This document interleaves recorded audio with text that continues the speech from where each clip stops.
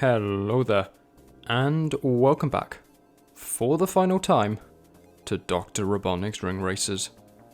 For the past year and a half, I've made my way through 29 cups, 144 racetracks, 58 arenas, and 14 sealed stars over the course of the 30 episodes and 15 streams of this playthrough, all to reach this point.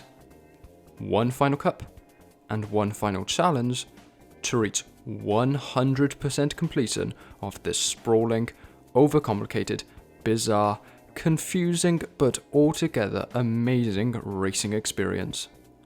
It's taken me so long to get to this point that a major update came and went with major gameplay overhauls, making it so that the final quarter of this playthrough was wholly outdated by its release.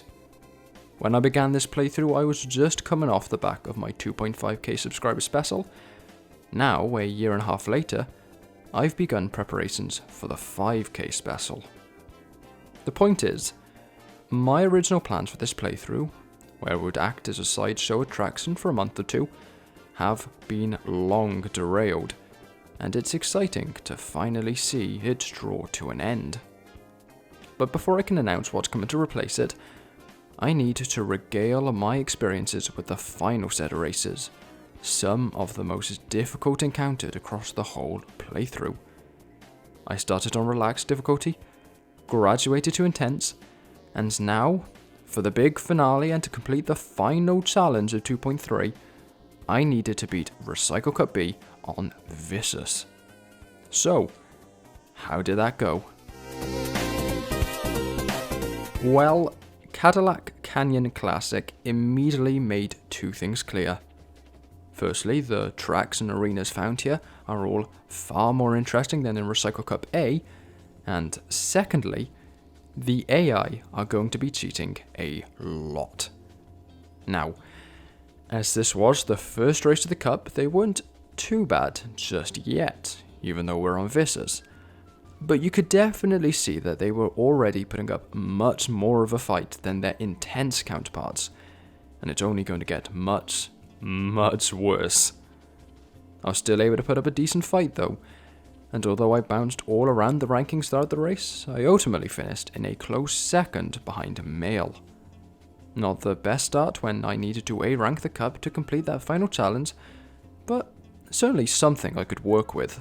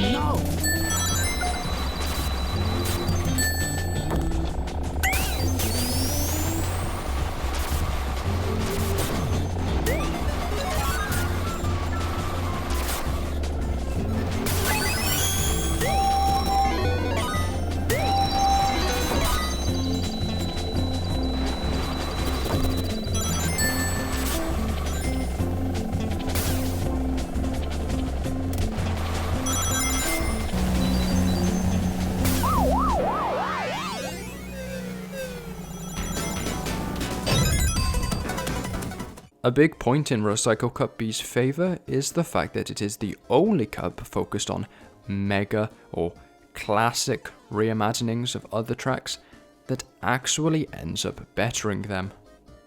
It achieves that with surprising regularity. Diamond Dust Classic is just one of the biggest improvements. I did pretty well here, consistently staying within the top 3, outside of a moment where Mail pushed me into a slower part of the course, but I crept back up in the placement pretty quickly.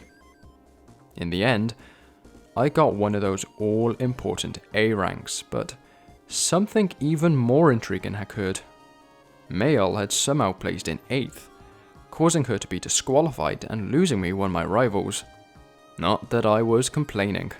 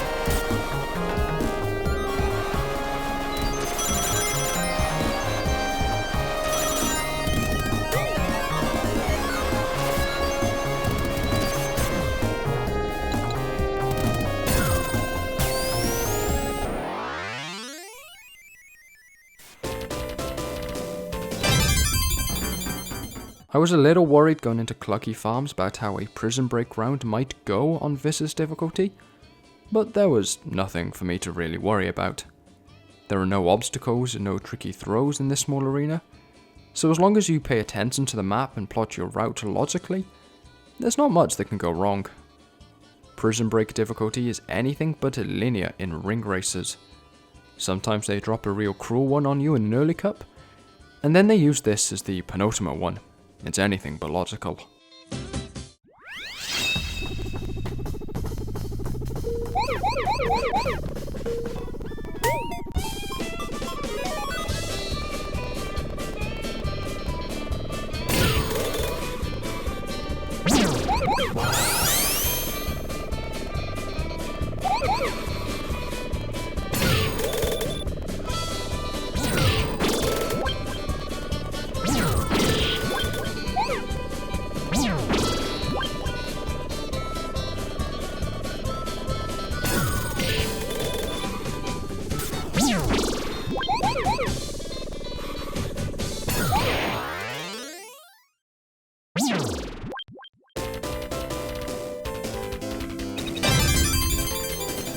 Up to this point, things had been going my way, and A rank in the cup seemed entirely plausible. Unfortunately, Blizzard Peaks Classic marked the beginning of a downwards trend. I'm still playing DRRR in V2.3, and until 2.4 changed how the AI maps its route through racetracks, there were a lot of tracks that it wasn't particularly competent at. To compensate for this, Kart Crew decided the best course of action was to massively buff the bots on those specific tracks, and that's the reason that tracks like Scarlet Gardens cause massive difficulty spikes in the middle of cups. I bring this up because I have to assume that is what happened here, because, sure, this wasn't my best racing, but there's no way that I was playing poorly enough to justify the pack being half a circuit ahead of me. Doubly so when I couldn't even close the gap with invincibility or rocket sneakers. I was incredibly lucky that a couple of bots wiped themselves out in front of the finish line, because I would never have qualified otherwise.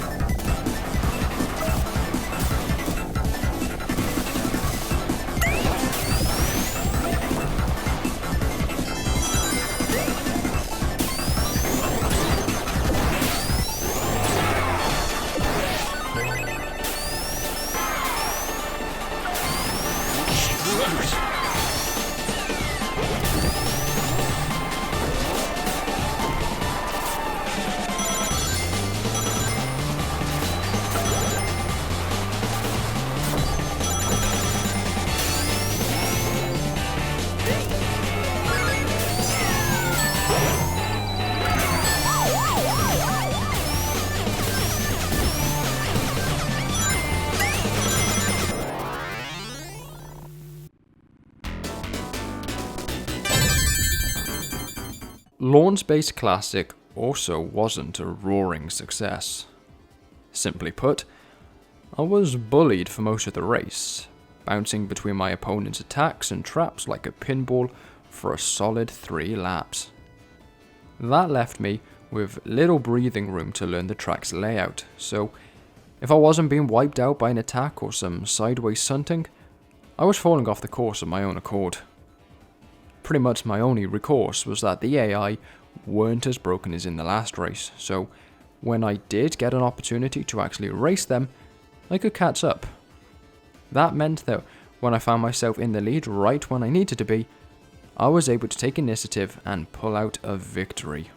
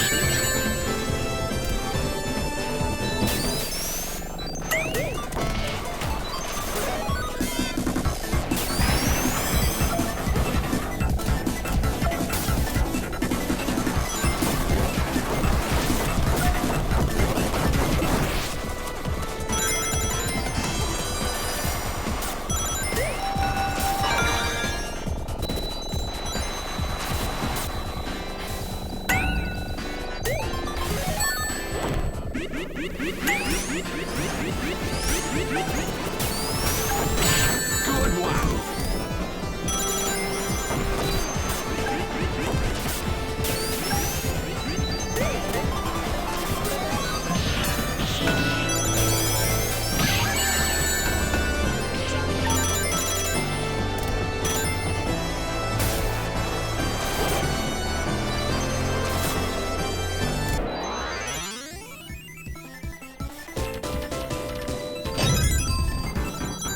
Dried Battledune went very poorly, but not for any interesting reason. I just chose my route poorly and made crucial mistakes that lost me a lot of time. This isn't actually that bad of an arena so long as you minimize the time spent in the central sandpit and remember how sensitive the proximity mine is. I always underestimate it for some reason, then end up driving way too close to one.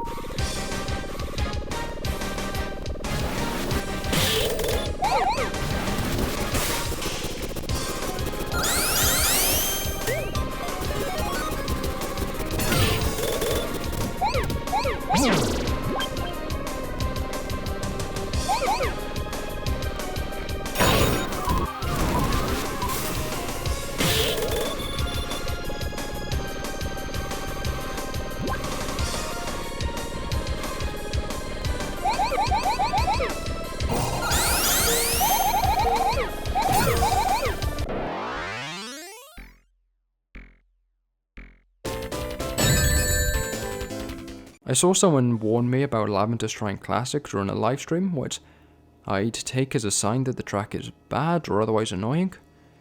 But honestly, I quite enjoyed it. More so than I did the normal Lavender Shrine on its first playthrough at least. Although I have warmed up to that one since I beat it in SPB attack. It's a very fast course, which I like, with a lot of sub corners, which I usually don't like yet is done well here. But the real positive change was the reduced prominence of the spear traps, which I really hated in the original course. With fewer of those to worry about, I was able to stay competitive, butting heads with Rude throughout the race, and ultimately coming out on top.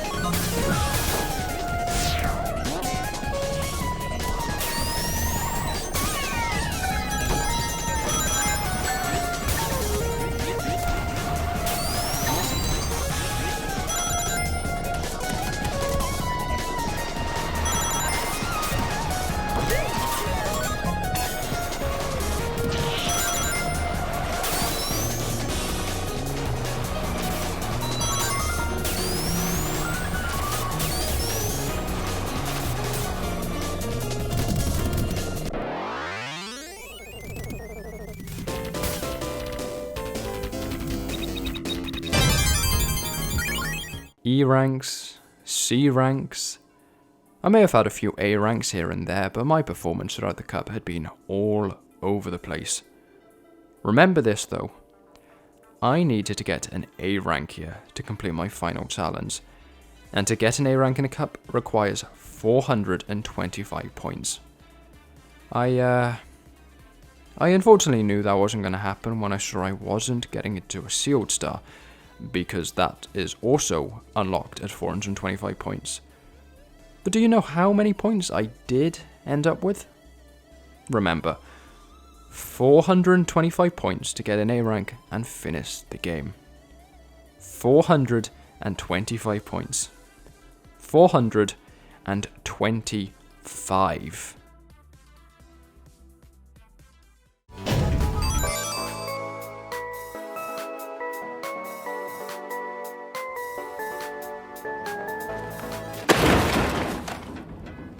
One f***ing point. One measly f***ing point off of beating the game and calling it there. My frustration with the game had gone through highs and lows throughout the cup, but this moment was so frustrating that I had to punch my desk a few times. I very nearly decided to call it quits there and hold off on this for a day or two to calm down. But then I noticed that I'd only been recording for about 15 minutes. So I went and did it again. From Cadillac Canyon to Lavender Shrine, I jumped straight back in to claim my single point. Just 2 more rings, or a single place higher on any lap on any race, or a single extra prison. I outran everyone else in Cadillac Canyon and left Diamond Dust a rich man. I perfected Clucky Farms again and got all but one of the prisons on Dry Battledune. Well, Blizzard Peaks and Launch Bays actually went even worse than before, necessitating a restart, and Lavender Shrine could have gone better. But the prisons... I sat on that final tally and hoped for the best, and as I saw myself whisked off to a sealed star, I knew that I had finally pulled it off.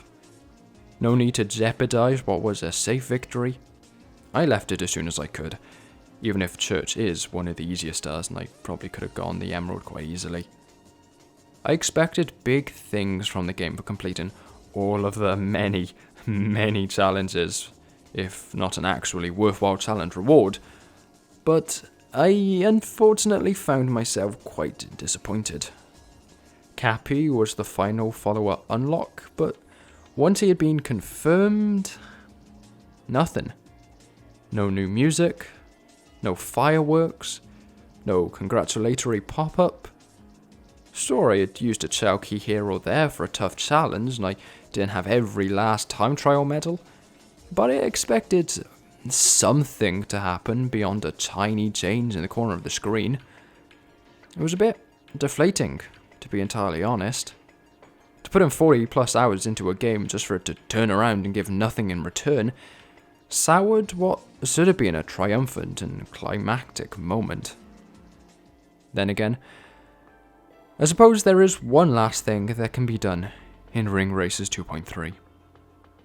That is, update to V2.4. If the game wasn't going to make something out of this, then I had to find some way to make it myself, so I went on kartcrew.org and looked at all of the promises of what the overhaul entailed. New items, new features, new mechanics, before downloading it for myself. I haven't touched it yet, I want to try it out for the first time while live, but the excitement is eating away at me, so I hope you're there to see my first reactions. And speaking of you guys, I once again need to thank you for watching this playthrough. It's been a fun side project to chip away at alongside my usual SRB2 offerings, and it helped to alleviate a lot of the burnout I was experiencing when I first started it. I love SRB2, don't get me wrong, but a person needs variety in colour, or else they struggle to see the trees for the leaves. The recent live streams especially have really helped me to boost my confidence and willingness to try new things on this channel, so I'll wrap this up with 3 final announcements. First of all, you can continue to expect more SRB2 and ring races into the foreseeable future, especially in the new year, where I'll have had time to get to grips with 2.4 and can write some scripts to get my thoughts on it in order. Secondly, future playthroughs will be quite different and more conventional because, as I've mentioned on various live streams, the need to script and edit these episodes holds them from fulfilling their original intention of being stopgaps to afford me more time to work on editing and scripting longer videos without ruining an upload schedule. From this point on, future playthroughs will have live commentary and more traditional playthrough editing. And finally, while on the topic of future playthroughs, I can announce that the next one, which will begin in the new year, will be, drumroll please, Sonic Time Twisted. I started a playthrough of it years ago and never got even close to beating it, so I'm excited to finally get the chance to finish it. For now though, I once again thank you for watching this video and this playthrough. I hope you enjoyed it. Ciao.